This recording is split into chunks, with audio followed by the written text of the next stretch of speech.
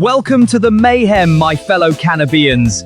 I am Weeder McGrowin, and this is 420 News, brought to you exclusively on US Weed Channel and USWC Rocks Radio. You won't believe our top stories tonight. South Dakota, a land known for its monuments and apparently monumental bureaucratic headaches. The state's recent reclassification of medical cannabis is set to make taxes and banking a breeze, freeing up more green than ever before. At least for accountants. However, it seems they've swapped one dilemma for another, as the state now grapples with more questions than answers about how to implement these changes.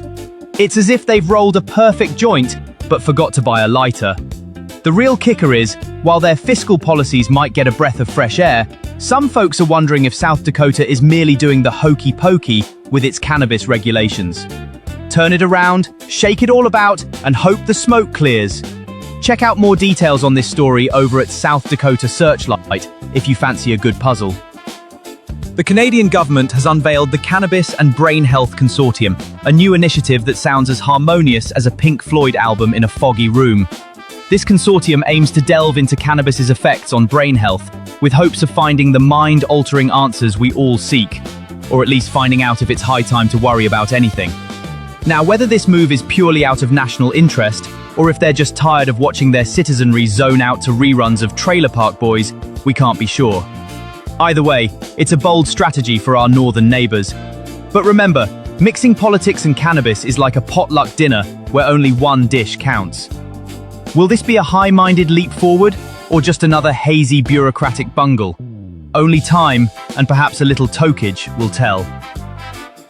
The federal tax implications of legalizing marijuana.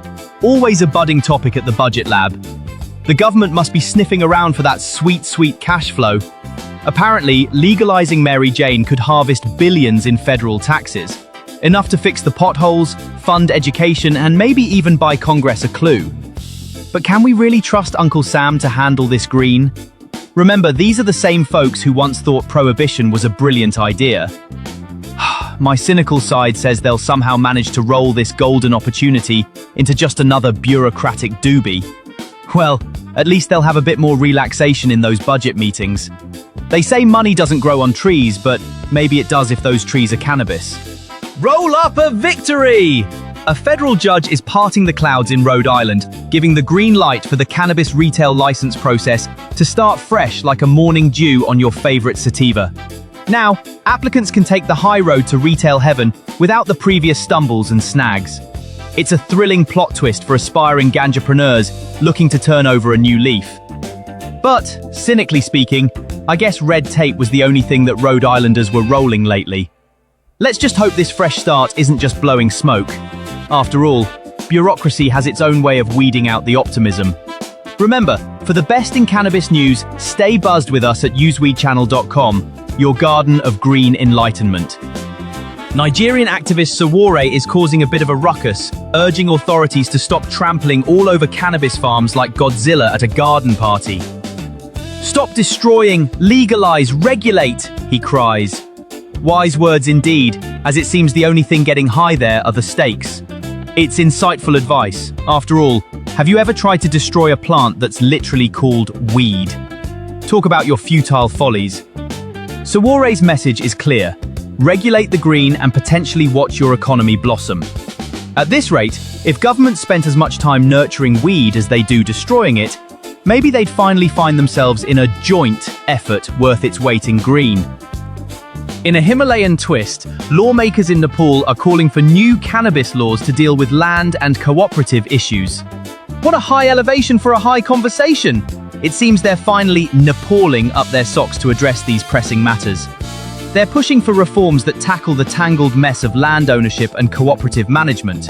A bit like trying to unscramble your headphones after a long flight. Dreadful, but necessary. Meanwhile, the government's response has been as slow as an elephant on a yoga mat. If they don't hurry up, they might find themselves following the same fate as a bag of chips at a stoner's circle, crumbled and forgotten. Keep up, Nepal! Your future in cannabis could be as bright as a neon sign at a Las Vegas dispensary, if only decision makers would pick up the pace. Now, onto a toast-worthy tale as we dive into the regulatory chaos of cannabis drinks retail. Imagine this, a maze where your favorite beverage becomes a labyrinthine legal thriller. That's right, every state seems to have its own magical potion book, with rules tighter than a pair of spandex on a sumo wrestler. While some states require you to sip your THC-infused delights in licensed lounges, others allow you to stroll about like a villain leaving a smoke trail. What's the common theme? Bureaucracy that could leave even Sherlock Holmes scratching his detective hat. Honestly, if only cannabis drinks were as easygoing as your average barfly. Our insight and sanity are brought to you seemingly by a bunch of lawmakers who've probably never enjoyed a relaxing infused tea. Now how's that for a cynical cup of brew? Stay tuned for more spirited gossip right here on the US Weed channel. Cheerio, or rather, cheerio, wow, that's complicated. In a development that will leave you saying open wide, Thai dentists are under fire for re-signing cannabis prescriptions. Apparently these dental gurus thought a bit of green might help with the patient's toothaches, or perhaps just the anxiety of hearing that drill. Authorities in Thailand are now considering legal action, suggesting that dentists might be going a bit beyond just filling cavities. Seems they're diving into joint practice quite literally. It's almost like these dentists were trying to extract more than just molars.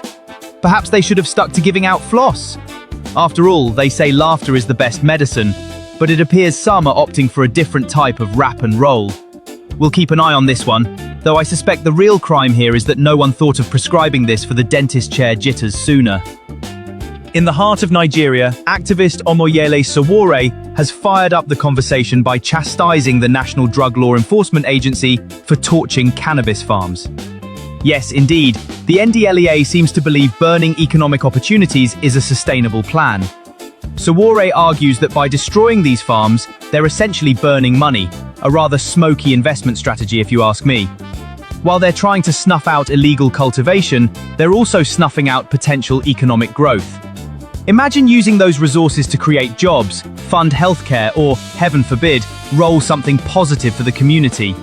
Now, I'm no market analyst, but the last time I checked, combating the economic downturn usually involved building things up, not burning them down. It's like they're trying to break into the economic stratosphere using a flaming rocket of missed opportunity. Perhaps it's time someone passed them a note with "rational regulation" scribbled in the margins. Ah, the DEA and their persistent crusade against anything that might cause a giggle. A hemp company is putting up a valiant fight against the DEA's claim that the synthetic cannabis compound HHC is illegal. They argue it's as natural as a fluorescent pineapple, while the DEA insists it's more of a science fair disaster. It's the age-old battle between the bureaucrats and the botanicals. Maybe the DEA should take a break and let HHC exist in peace, instead of turning every new compound into a villain. After all, it's quite the leap of faith to believe that banning something automatically erases it from reality. Those are your updates today, my puffers and puffettes. Try not to get caught up in the madness. Stay grounded and lifted and be good humans. Remember to support all things US Weed channel as we create a voice for cannabians worldwide. Like, love, share, and definitely get the app. This is Weeder McGrowin with 420 News on US Weed channel. Thank you for watching. I will see you tomorrow.